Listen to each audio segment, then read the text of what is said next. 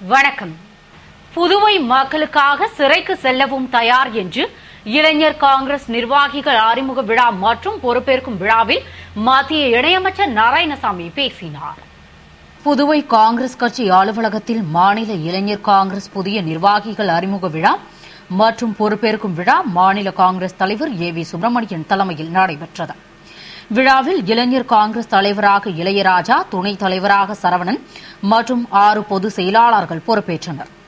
விழாவில் சிறப்பு விருந்தினராக மத்திய இணையமைச்சர் நாராயணசாமி புதிய நிர்வாகிகளை கௌரவித்து பேசுகையில், தான் காங்கிரஸ் தலைவராக இருந்தபோது இளைஞர் காங்கிரஸில் சாதனையால் காங்கிரஸ் புதுவையில் தனித்து ஆட்சியை அமைத்து சரித்திரம் படைத்தது என்றும், அரசை எதிர்க்கும் சக்தி இளைஞர்களிடம்தான் உள்ளது.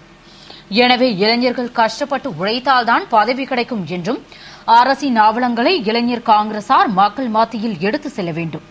குறிப்பாக புதுவையில் பெண்கள், பொதுமக்கள், அரசியல்வாதிகள், தொழிலதிபர்கள் என யாருக்கும் பாதுகாப்பு இல்லை. இதனால்தான் தங்களுக்கு பாதுகாப்பு இல்லை என்று சட்டமன்ற உறுப்பினர்களே சபாநாயகரிடம் மனு அளித்துள்ளனர். இதற்கெல்லாம் முடிவு ஏற்படும் நிலை வந்துள்ளது. நம்மிடையே உள்ள தகராறுகளை நாம் விலக்கி வைத்துவிட்டு கட்சியை வளர்க்க பாடுபட வேண்டும் என்றும், மேலும் புதுவை மக்களின் நலனுக்காக சிறைக்கு செல்லவும் தயாராக உள்ளதாகவும், இப்போது ஏற்பட்ட சரிவு நிரந்தரம் அல்ல என்று பேசினார். நான் கட்சித் தலைவராக இருந்த சமயத்தில் காங்கிரஸ் கட்சியில இளைஞர் காங்கிரஸ் இயக்கத்துடைய பொறுப்பாளராக ஒருவரை நியமித்து நாம் எல்லாம் ஒத்துழைப்பு கொடுத்து பல போராட்டங்களை நடத்தி, அப்பொழுது திராவிட முன்னேற்ற கழக ஆட்சி புதுவை மாநிலத்தில் இருந்த சமயத்தில் பல போராட்டங்களை நடத்தி புதுவை மாநிலத்தில் காங்கிரஸ் கட்சியானது திராவிட முன்னேற்ற கழகத்தையும் அனைத்து இந்திய அண்ணா திராவிட முன்னேற்ற கழகத்தையும் எதிர்த்து வெற்றி பெற்று ஆட்சிக்கு வர வேண்டிய நிலையை உருவாக்கியதில் பெரும்பங்கு இளைஞர் காங்கிரஸ். இது எல்லாம் சரித்திரம். இந்த ஆட்சியுடைய அலங்கோலங்களை மக்களுக்கு சொல்ல வேண்டிய கடமை பொறுப்பு நமக்கு இருக்கிறது. திரு ரங்கசாமி அவர்கள், மரியாதைக்குரிய ரங்கசாமி அவர்கள் ஆட்சிக்கு வந்த பிறகு புதுவை மாநிலத்திலே அமைதி இல்லை.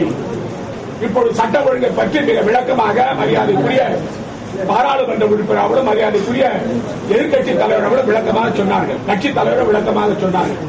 மக்களுக்கு பாதுகாப்பு இல்லை. பெண்கள் நகைகளை போட்டுக் கொண்டு வெளியிலே நடமாட முடியவில்லை. இரவிலே பெண்கள் வெளியே தள்ள முடியவில்லை. இது இருந்தா அந்த மக்கள் பயம் இல்லாமல் வாழ முடியுமா? குண்டர் தடை சட்டத்தை சொன்னோம்.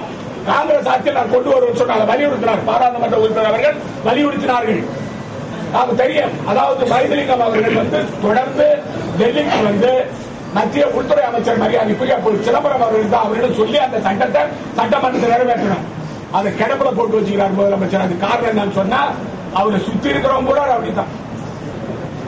அவர்கிட்ட அதாவது அவர் சட்டமன்ற உறுப்பினர்களே எங்களுக்கு பாதுகாப்பு போடும் சொல்லி சபாநாயகரை போய் கேட்கிறாங்க சொன்னா துப்பு கட்டு போய் முதலமைச்சர் இருக்கணும். அதாவது பொதுமக்களுக்கு பாதுகாப்பு யார் கொடுக்கிறது? சட்டமன்ற உறுப்பினர் போய் சபாநாயகரை கேட்கறீங்க. புதுவை மாநிலத்தில் ஏழை எளிய மக்களுக்கு யார் பாதுகாப்பு கொடுத்தாங்க?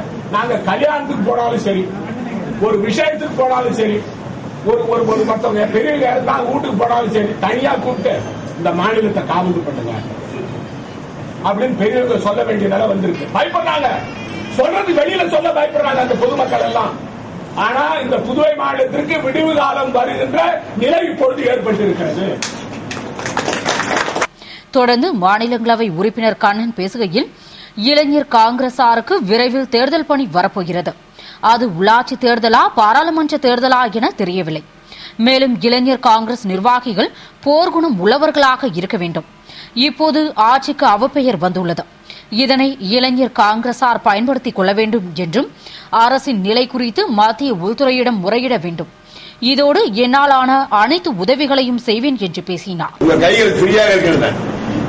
இப்ப உங்க கைகள் ஃப்ரீயாக, உங்களுடைய கைகள் எந்த கட்டும் இல்லாமல் இருக்கிறது.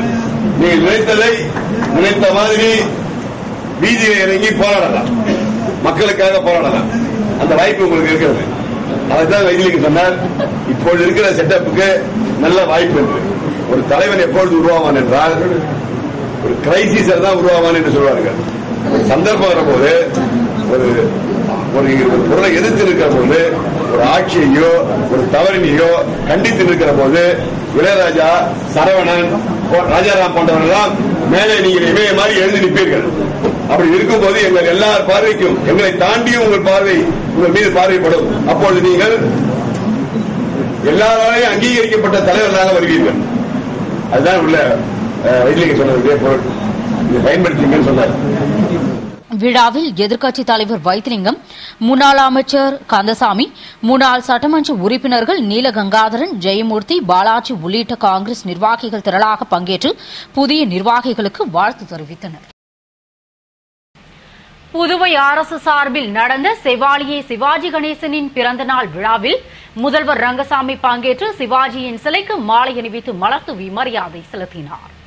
புதுவை அரசு செய்தி மற்றும் விளம்பரத்துறை சார்பில் செவாலியே சிவாஜி கணேசன் பிறந்தநாள் விழா கிழக்கு கடற்கரை சாலை கருவடிக்குப்பம் சந்திப்பில் உள்ள சிவாஜி சிலை சதுக்கத்தில் கொண்டாடப்பட்டது. விழாவில் முதல்வர் ரங்கசாமி பங்கேற்று சிவாஜியின் திருவுருவ சிலைக்கு மாலை அணிவித்து மரியாதை செலுத்தினார்.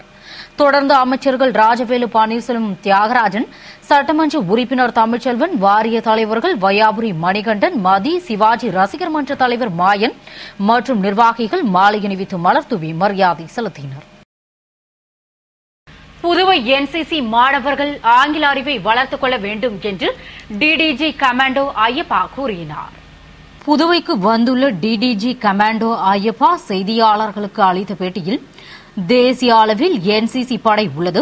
இதன் கீழ் 8000 பள்ளிகள், 5000 கல்லூரிகள் செயல்பட்டு வருவதாகவும், இங்கு மாணவர்கள் நல்ல ஒழுக்கங்களையும் பண்புகளையும் கற்றுக்கொள்கின்றனர்.